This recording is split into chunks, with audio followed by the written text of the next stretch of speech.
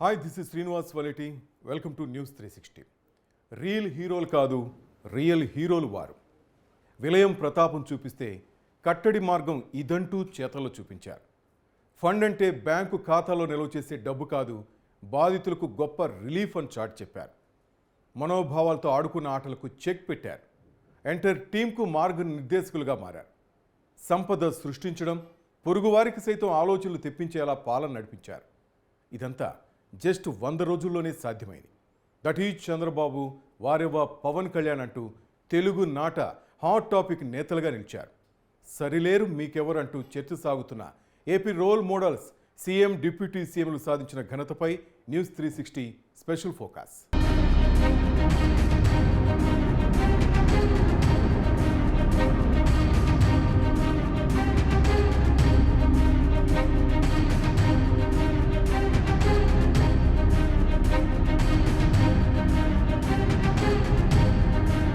దేశజాల్యం దృష్టి అంతా పాలనపైనే.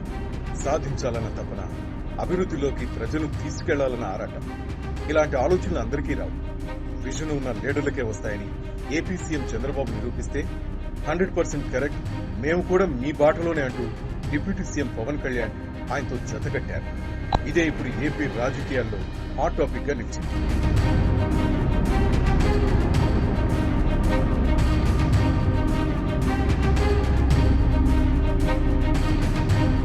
రాజకీయాల్లో గెలుపు ఓటములు సహజమే. ఎదిగే కొద్దీ ఒదిగి ఉండాలంటారు. ప్రజా పోరాటంలో పోటీ పడాలి, ప్రజల మనసుల్లో చోటు సంపాదించాలని చెబుతుంటారు. దాన్ని పాలిటిక్స్ లో యుద్ధం అంటారు. ఇదే టీడీపీ అధినేత నారా చంద్రబాబు నాయుడును 4వ సీఎం పీఠంపై కూర్చునేలా చేసింది. 2019 నుంచి 24 వరకు వైసీపీ పాలనలో జరిగిన విధ్వంసాన్ని, అరాచకాలను ప్రజల్లోకి తీసుకెళ్లడంలో చంద్రబాబు నాయుడు ఫుల్ సక్సెస్ అయ్యారు. ఒకటి అడుగుతున్నా, ఇప్పటికైనా చెప్పమని. Who killed బాబాయ్? Who killed బాబాయ్? Who killed బాబాయ్? నేను అడగల, మొన్న నేను అడిగా. నిన్న ఆయన కూతురు అడిగింది, అవునా కాదా? నీ సోదరి పాలకులకు పరిపాలించే అర్హత లేదండి, సిద్ధం అన్నావు. సమాధానం చెప్పు. మాట్లాడుతున్న వ్యక్తిగత జీవితం గురించి మాట్లాడుతూ ఉంటాడు. నీ వ్యక్తిగత జీవితం గురించి మాట్లాడాలంటే నా దగ్గర టన్నుల ఇన్ఫర్మేషన్. జగన్, మర్చిపోకు. ఇప్పుడు దాకా నువ్వు పవన్ కళ్యాణ్ తాలూకు శాంతిని చూసావు, మంచితనాన్ని చూసావు. జగన్ నీకు యుద్ధాన్ని ఇస్తాను, మర్చిపోకు. యుద్ధం. విజన్ ఉన్న నేతలతో జత కట్టేందుకు లేటుగా అయినా లేటెస్ట్ గా నిలబడతానని నిరూపించారు AP deputy CM Pavan Kalyan. 73 ఏళ్ల వయసులో పోటీ పడుతున్న చంద్రబాబుకు పూర్తి మద్దతు ప్రకటించారు.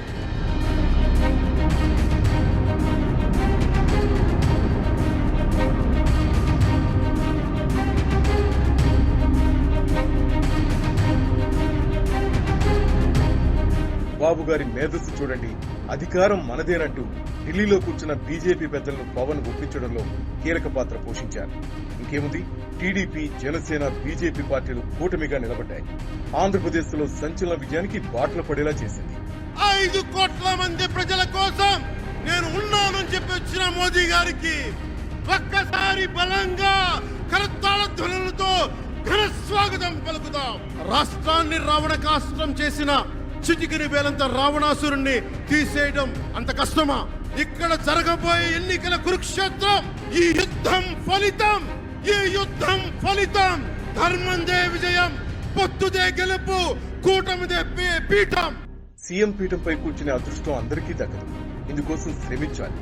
వేషైన నేత ఇతగాడంటూ ప్రజల్లో బలంగా ముద్రించుకునేలా ప్రయత్నించాలి. ఈ కోణంలోనే 2019 ఎన్నికల్లో అధికారం దక్కించుకున్న వైసీపీ అధినేత జగన్ సీఎం పీఠమెక్కిన తర్వాత తనలోని అసలు స్వరూపాన్ని బయటపెట్టాడు. రాజధాని దగ్గర నుంచి అభివృద్ధి వరకు పక్కదారి పట్టించాడు. ప్రతిపక్షాలను అణగదొక్కాలన్న అతిగాడి నిర్ణయంతో ప్రజలు విసిగిపోయారు. 5 ఏళ్ల పాటు నరకాన్ని చవిచూసిన ఎంతో మంది ప్రజలు చివరికి వైసీపీకి బై బై చెప్పారు.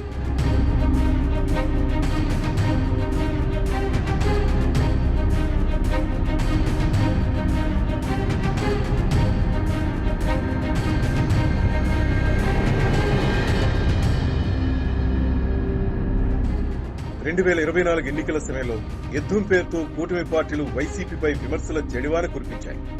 జగన్ టీం కూడా సిద్ధమంటూ ప్రకటిస్తూ ప్రతిపక్షం లేకుండా చేస్తామంటూ బింకాలు పలికారు. చివరకు కూటమి పార్టీలకు ఊహించిన విజయాన్ని ప్రజలు అందించారు.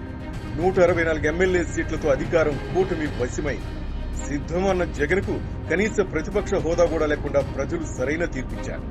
ఏపీ రాజకీయ పుటల్లో మరువని చరిత్రగా ఈ సంఘటన మిగిలిపోయింది. చూసిన ఫలితాలు, జరిగిన పరిస్థితులు చూస్తే నిజంగా ఆశ్చర్యంగా కూడా ఉన్నాయి. ఊహించలేదు ఇలా జరుగుతుందని, ఇలా వస్తాయని. ఎంతో మంచి చేస్తూ అడుగులు వేసినా కూడా ఆ అవ్వాతాతలు చూపిన ఆప్యాయత ఏమైందో కూడా తెలియడం లేదు. మరి ఆ 1,05,00,000 మంది అక్క చెల్లెమ్మల ప్రేమాభిమానాలు ఏమయ్యాయో తెలియదు. రాజకీయాల్లో గెలుపు ఒక అధ్యాయం మాత్రమే. మిగిలిన పేజీలన్నీ అభివృద్ధి, సంక్షేమంతో నిండిపోతాయి. 40 years పొలిటికల్ ఇండస్ట్రీ కితాబులందుకున్న టీడీపీ అధినేత చంద్రబాబుకు ఏపీ ప్రజలు సరైన టైంలో అధికారం కట్టబెట్టారు. స్నేహహస్తం ఇచ్చిన జనసేన, బీజేపీ పార్టీలకు విలువైన స్థానం కల్పించారు. మంత్రివర్గ కూర్పులో కూటమి నేతలంతా కలిసి నిర్ణయం తీసుకున్నారు. శభాష్ అనుకున్న వారందరికీ పదవులు దక్కడం, ఆ దిశగా అడుగులు వేయడంతో దేశంలో ఏపీ రేటింగ్ ఓ రేంజ్కు దూసుకుపోయింది.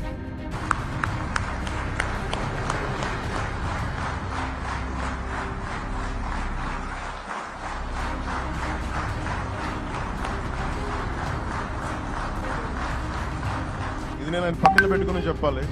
ఆయన నలిగిపోయారు. జైల్లో చూశాను ఆయన. పాపం భువనేశ్వర్ గారి బాధను చూశాను. నేను అనుకున్నాను, అమ్మ మీరు కన్నీళ్ళు పెట్టకండి, మంచి రోజులు వస్తాయని చెప్పిన మంచి రోజులు వచ్చినాయి. వారికి మనస్ఫూర్తిగా వారికి నా హృదయపూర్వక శుభాకాంక్షలు. మీరు అద్భుతమైన పాలన ఇవ్వాలి అందరికీ మనస్ఫూర్తిగా మీకు నేను తెలియజేసుకున్నాను సార్. కలిసొచ్చిన కాలానికి అంతా శుభమంటారు. ఇదే చంద్రబాబు, పవన్ కళ్యాణ్కు బాగా ప్లస్ అయింది. ప్రమాణ స్వీకార మహోత్సవానికి కేంద్రం తరలి వచ్చింది. ప్రధాని మోదీ అండ్ టీం ఏపీకి అండగా నిలిచారు. జగన్ హయాంలో ఆగిపోయిన ప్రాజెక్టులకు పరుగులు పెట్టించారు. ఆంధ్రప్రదేశ్ కు నిధుల వర్షం కురిపించేలా సీఎం చంద్రబాబు కేంద్రాన్ని ఒప్పించారు.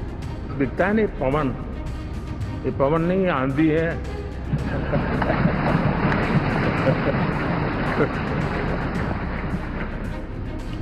आंध्र ने इतना बड़ा हमारे प्रति जनमत दिया है. हिंदुस्तान के लिए एक सामान्य मानवी की विकास की जो जिजीविषा है उसका प्रतिबिंब है. నారా చంద్రబాబు నాయుడు అనే నేను శాసనం ద్వారా నిర్మితమైన కొణిదెల పవన్ కళ్యాణ్ అనే నేను శాసనం ద్వారా నిర్మితమైన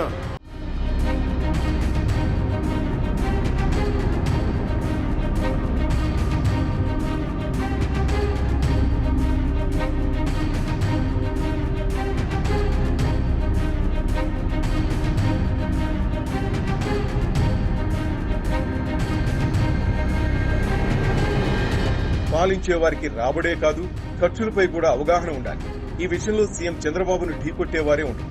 నెలంతా కష్టపడిన ఉద్యోగులకు జీతాలు, పెన్షన్ల కోసం ఎదురుచూపులు చూసే తాతావలకు 1వ తేదీన వారికి జమయ్యేలా తీసుకున్న చర్యలు హార్ట్ ఆఫ్ ది టాక్ అని చెప్పాలి.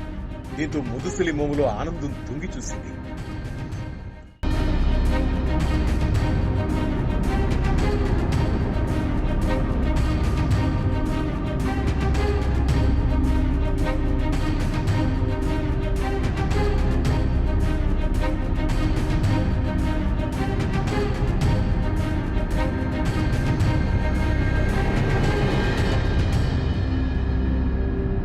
కూటమి ప్రభుత్వ విధానాలతో వైసీపీకి ముచ్చెమటలు స్టార్ట్ అయ్యాయి. జగన్కు ఏం చేయాలో తెలియని పరిస్థితుల్లో అడ్డంగా మాట్లాడడం ప్రారంభించారు. హోదాకు అర్హులు కాకపోయినా ప్రతిపక్ష హోదా కావాలంటూ కోర్టు మెట్లెక్కారు. సీఎం స్థాయి సెక్యూరిటీ ఉండాలని పిల్ల రాజకీయాలను తలపించారు. ఇదే సమయంలో CM Chandrababu, deputy CM Pavan Kalyan తీసుకున్న ఓ నిర్ణయం సంస్కారం, మాటలను గుర్తుకు తెప్పించింది. ప్రోటోకాల్ లేకపోయినప్పటికీ ఎమ్మెల్యే జగన్ వాహనం అసెంబ్లీ ప్రధాన ద్వారం వరకు వెళ్లేలా అనుమతిస్తూ స్పీకర్ నిర్ణయం తీసుకున్నారు. వాస్తవానికి వైసీపీ నేతలను క్షమించకూడదు. ఎందుకంటే 5 ఏళ్లలో ప్రతిపక్ష నేతలపై వాళ్లు మాట్లాడిన అసభ్య పదజాలం, హెచ్చరించిన బెదిరింపులు 1 కాదు 2 కాదు. పార్టీ ఆఫీసులపైకి దాడి చేయడం, రాష్ట్రాన్ని రావణ కాష్టంగా మార్చేలా వైసీపీ నేతలు చెలరేగిపోయారు. అధికారం మాదే గదన్న ధీమాతో చెలరేగిన నేతలకు శిక్ష పడేలా కూటమి ప్రభుత్వం చర్యలు తీసుకుంది. అసెంబ్లీ ఎన్నికల సమయంలో మాచర్లో జరిగిన విధ్వంసంలో వైసీపీ మాజీ ఎమ్మెల్యే పిన్నెల రామకృష్ణారెడ్డి చివరకు జైలు ఓతులు లెక్కపట్టక తప్పలేదు. ఆ కోవలోని చాలా మంది నేతలు అడ్డంగా బుక్ అయ్యారు. ఇక నటి జత్వాని కేసులో జగన్ కు కొమ్ము కాసిన 3 ఐపీఎస్లు సస్పెండ్ కావడం ఏపీ చరిత్రలో మాయని మచ్చగా మిగిలిపోయింది.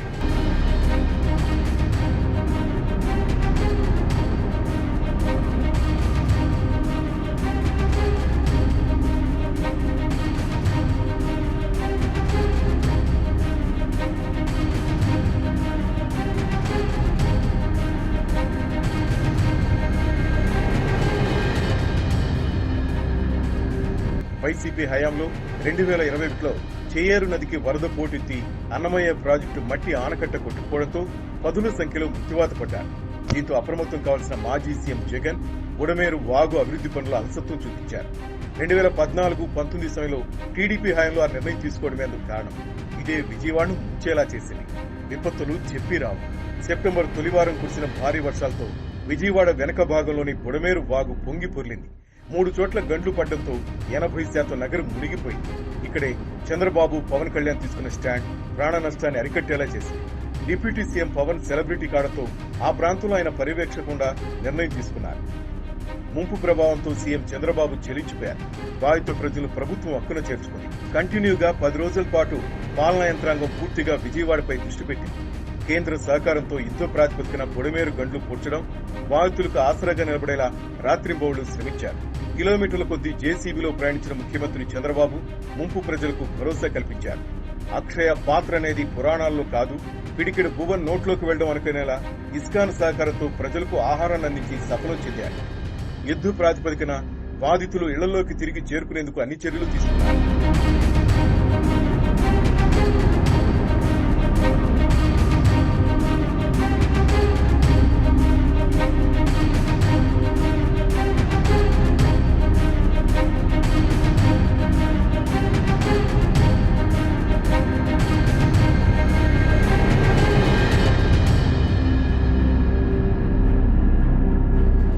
ఆపద వచ్చినప్పుడే ఆదుకోవాలి, కష్టకాలంలోనే హక్కును చేర్చుకోవాలి. ఇదే పవన్ కళ్యాణ్, చంద్రబాబు లక్ష్యం. ప్రకృతి విలయంతో ఆస్తి, పంట నష్టం భారీగానే వాటిల్లింది. ఓవైపు కేంద్రం నుంచి సాయం పొందడం ఒక ఎత్తైతే, ప్రజల నుంచి సీఎం రిలీఫ్ ఫండ్ కు కాసుల వర్షం కురిపించేలా చేశారు. ఇందుకోసం ఎలాంటి హడావుడి లేదు, ఆర్భాటం అంతకన్నా లేదు. వరద బాధితులు అందుకునేందుకు పలువురు దాతలు ముందుకొచ్చారు. రంగాలకు, ప్రాంతాలకు అతీతంగా ప్రముఖుల దగ్గర నుంచి సామాన్యుల వరకు, విద్యా సంస్థల నుంచి వ్యాపార సంస్థల వరకు, పిల్లల దగ్గర నుంచి పెద్దల వరకు ఇలా ఎవరికి తోచిన రీతిలో వారు భారీ సాయం అందించారు. సీఎం సహాయ నిధికి 400 కోట్ల విరాళాలు రావడం ఒక చరిత్రగా చంద్రబాబు అభివర్ణించారు. 602 కోట్ల రూపాయల వరద సాయాన్ని బాధితుల బ్యాంకు ఖాతాలో జమ చేశారు. సహకారంలో కొత్త పుంతలు తొక్కించారు.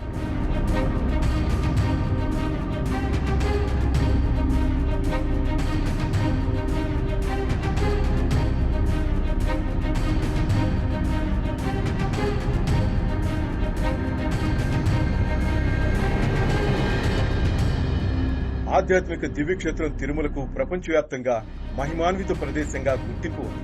ఆ ఖ్యాతికి వైసీపీ ప్రభుత్వ హయాంలో తూట్లు పెట్టేలా పరిస్థితులు ఏర్పడ్డాయి. వెంకన్న సన్నిధిలో కల్తీ నెయ్యి వ్యవహారం యావత్తు హిందువుల్లో ఆందోళన రేకెత్తించింది. లడ్డూలో జంతువులకు పదార్థం కలవడమే అందుకు కారణం. ఇక్కడ కూడా చంద్రబాబు, పవన్ కళ్యాణ్ ఇరువురు భక్తుల మనోభావాలను గుర్తించారు. ప్రసాద వితరణలో ఎలాంటి పొరపచ్చాలు లేకుండా టీటీడీ నిర్ణయం తీసుకునేలా పక్కా ప్లానింగ్ కు ఆదేశాలిచ్చారు. ప్రతి పాపానికి పరిహార మార్గం ఉంటుందని మన పురాణాలు చెబుతున్నాయి. ఈ క్రమంలోనే డిప్యూటీ సీఎం పవన్ కళ్యాణ్ మరో అడుగు ముందుకేశారు. ఆలయాల్లో శుద్ధికి శ్రీకారం చుట్టారు. ప్రాయశ్చిత్త దీక్షలతో తిరుమల పవిత్రతను కాపాడేందుకు ప్రజల నుంచి కూడా సహకారం లభించింది. ఇంత జరిగినా ఎక్కడా వైసీపీ నేతలపై అసభ్య పదజాలానికి తావు లేకుండా కూటమి ప్రభుత్వం ప్రవర్తించింది. కానీ ఇదే దేవాలయంలో కనకదుర్గ అమ్మవారి రథం తాలూకు మన సింహాలు మాయమైనవి, కొన్ని ఇబ్బందులు, తప్పులు జరిగినాయి అంటే ఒక్కొక్కరు ఎలా మాట్లాడారు వైసీపీ నాయకులు. వాళ్ళెవరు ముస్లిమ్స్ కాదు, హిందూస్ కాదు, వాళ్ళెవరు ముస్లిమ్స్ కాదు, క్రిస్టియన్స్ కాదు, హిందువులే అందరూ. పొద్దున్నేస్తే తాళ్ళు కట్టుకునే వాళ్ళు, బొట్లు పెట్టుకునే వాళ్ళే. కానీ ఒక తప్పు జరిగింది, ఒక అపవిత్రం జరిగింది అంటే పదవులు అనుభవిస్తూ ఉన్నవాళ్ళు, పొద్దున లేస్తే గుళ్ళకి వెళ్ళేవాళ్ళు, వీళ్ళు అపహాస్యం చేస్తూ ఉన్నారు, వీళ్ళు వెటకారం చేస్తూ ఉన్నారు. ఈ ఎంటైర్ ఈ విషయంలో వాళ్ళు మతం పుచ్చుకున్నారా లేదా నాకు అన్నీ తెలియదు. వైవి సుబ్బారెడ్డి గారు ఉన్నారు, భూమన కరుణాకర్ రెడ్డి గారు ఉన్నారు, వారి కుటుంబ సభ్యులు ఉన్నారు. ఎవరైనా సరే మీరు మతం పుచ్చుకున్నారా లేదా నాకు తెలియదు. అవన్నీ అది మీ బయటికి చెప్పుకుంటారా లేదు నాకు తెలియదు. నేను అది కూడా మాట్లాడట్లా. కానీ మీరు బాధ్యత తీసుకున్నారు. మీరు హైందవ ధర్మాన్ని కాపాడుతానని మీరు బాధ్యత తీసుకున్నప్పుడు కాపాడాల్సిన అవసరం మీ మీద ఉంది. బోర్డుని మీరు స్థాపించారు, మేము స్థాపించాల. తప్పులు జరిగినాయి. తప్పులు జరిగితే వైఎస్ జగన్ గారు ఏం చెప్పాలి? ఒకవేళ నాకు తెలియకుండా మేము ఆయన బ్లేమ్ చేయట్లా, కానీ మీ ఆధ్వర్యంలో జరిగింది. మీరు కాన్స్టిట్యూట్ చేసిన బోర్డు వల్ల జరిగిన తప్పిదాలు ఇవి, మేము కనుగొన్నాం. బాధ్యత లేదా? వైసీపీ మాత్రం తన వక్రబుద్ధిని మరోమారు చూపించింది. ఎన్నికలు ముగిసినా 3 నెలలుగా కానరాని బూతుల రాజా కొడాలి నాని తిరుమల లడ్డూ విషయంలో మీడియా ముందుకొచ్చారు. కూటమి ప్రభుత్వంలో చిచ్చు పెట్టేలా చంద్రబాబు, లోకేష్ ను టార్గెట్ చేస్తూ అసభ్యంగా మాట్లాడారు. తిరుమల తలనీలాల విషయంలో గుండు గీయించుకోవడానికి కూడా రాజకీయం చేసి మాట్లాడారు. ఆ దేవుడు క్షమించడు.